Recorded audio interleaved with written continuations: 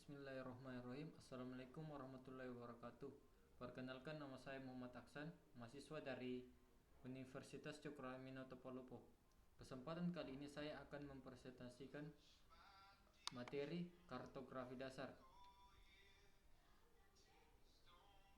Langsung saja kita masuk dalam materinya.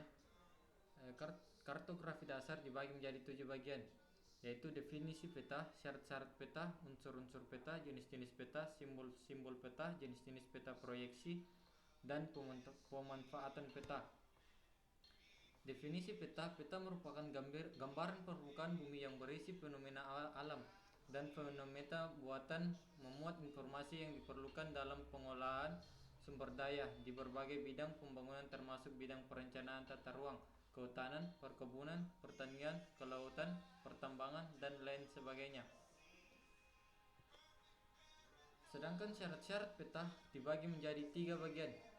Yang pertama konform, yang kedua equidistant, yang ketiga ekuivalen. Konform artinya suatu peta dapat dikatakan baik jika digambar dengan sesuai dengan keadaan permukaan bumi asli atau yang sebenarnya.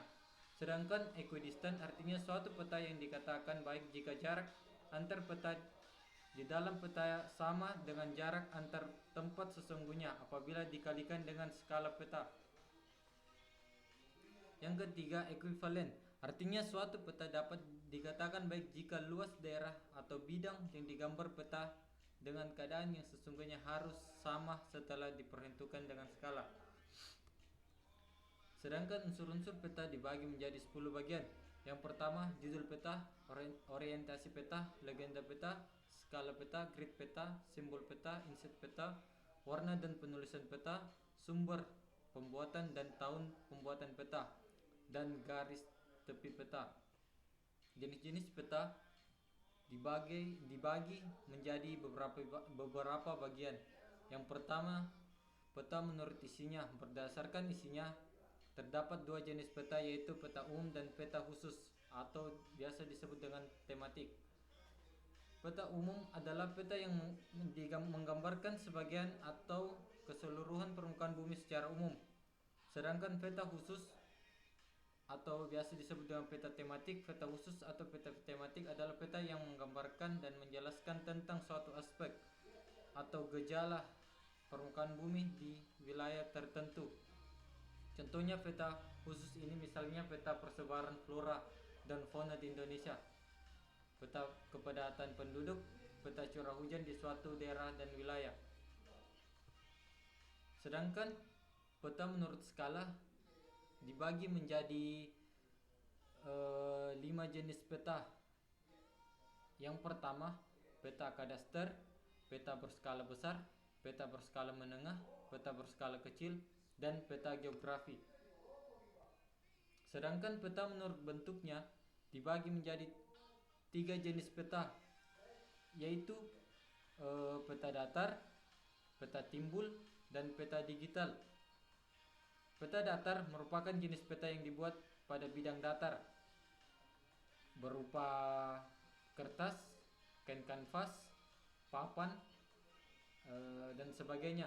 Contohnya peta datar adalah peta sketsa. Sedangkan peta timbul merupakan jenis peta yang dibuat secara 3 dimensi.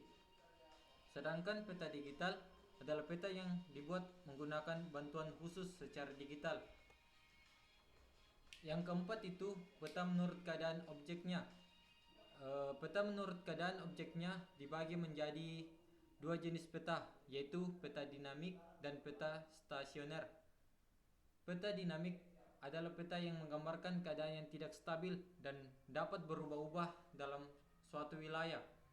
Sedangkan peta stasioner adalah peta yang menggambarkan keadaan yang stabil atau tetap pada suatu wilayah. Yang kelima itu peta menurut sumber datanya. Dibagi menjadi 2 jenis peta, yaitu peta induk dan peta turunan.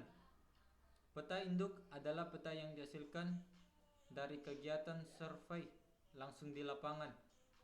Sedangkan peta turunan adalah peta yang dihasilkan berdasarkan satuan dari peta yang sudah ada. Sedangkan yang keenam, peta menurut statistiknya dibagi menjadi dua jenis. Yang pertama peta statistik distribusi kualitatif. Sedangkan yang kedua, peta statistik distribusi kuantitatif. Yang ketujuh atau yang terakhir, peta menurut cara pembuatannya dibagi menjadi dua jenis. Yang pertama itu peta terestrial atau biasa disebut atau peta yang digambarkan berdasarkan pengamatan dan pengukuran langsung. Sedangkan peta hasil penginderaan jauh adalah peta yang digambarkan berdasarkan hasil rekayasa dari foto atau udara, foto satelit. Sedangkan simbol-simbol peta dibagi juga beberapa bagian. Yang pertama itu simbol menurut wujudnya. Terdapat 3 jenis simbol peta, yaitu simbol piktoral, simbol abstrak, simbol huruf atau angka. Sedangkan yang kedua, simbol menurut kenampakan lingkungan dibagi menjadi dua jenis, simbol budaya, simbol alam. Simbol budaya yaitu simbol-simbol pada peta yang mewakili kenampakan budaya seperti jalan, rel kereta, kota, dan lain sebagainya. Sedangkan simbol alam yaitu simbol-simbol pada peta yang mewakili kenampakan alam seperti gunung, sungai, danau, rawa, dan lainnya. Yang ketiga, simbol menurut bentuk dibagi menjadi 3 jenis peta, yaitu simbol garis, simbol area, dan simbol titik. Simbol titik yaitu simbol pada peta yang mewakili sebuah objek seperti kota, gunung, dan lain sebagainya. Sedangkan simbol area, simbol pada peta mewakili suatu luas wilayah seperti danau, rawa, gurun, hutan, sawah, dan lain sebagainya. Sedangkan simbol garis yaitu simbol pada peta mewakili sebuah hubungan seperti sungai, jalan, rel, dan batas wilayah. Simbol-simbol peta. Yang keempat yaitu simbol menurut fungsinya. Berdasarkan fungsinya terdapat 3 jenis fungsi peta. Simbol peta yaitu simbol budaya, simbol daratan, dan simbol perairan. Simbol budaya yaitu simbol-simbol pada peta yang digunakan untuk simbol hasil budaya. Sedangkan simbol daratan yaitu simbol-simbol pada peta yang digunakan untuk simbol-simbol permukaan bumi di daratan. Sedangkan simbol perairan yaitu simbol-simbol pada peta yang digunakan untuk simbol-simbol perairan. Sedangkan yang kelima itu simbol menurut sifat. Berdasarkan sifat terdapat 2 jenis simbol peta, yaitu simbol kuantitatif dan simbol kualitatif dan simbol kuantitatif. Berikut ini jenis peta menurut sifatnya. Simbol kualitatif yaitu simbol pada peta yang digunakan untuk membedakan persebaran benda yang digantikan pada peta. Sedangkan simbol kuantitatif yaitu simbol-simbol pada peta yang digunakan untuk membedakan atau menyatakan jumlah. Jenis-jenis peta proyeksi. Yang pertama, proyeksi peta menurut distorsinya. Yang pertama itu proyeksi ekuidistan, yang kedua proyeksi konform, ketiga proyeksi ekuivalen atau equal area. Sedangkan yang kedua proyeksi menurut bidang proyektif. Proyeksi menurut bidang proyektif terbagi menjadi 3 jenis. Yang pertama proyeksi sinethal atau azimutal, yang kedua proyeksi silinder atau silindris, yang ketiga proyeksi kerucut atau konikal. Yang ketiga proyeksi peta menurut kedudukan sumbu simetri dibagi menjadi 5 jenis peta proyeksi. Yang pertama proyeksi tangent atau menyinggung, proyeksi sekant atau memotong, proyeksi normal, proyeksi miring, dan proyeksi transversal. Pemanfaatan peta. peta pertanian, peta industri, peta transformasi.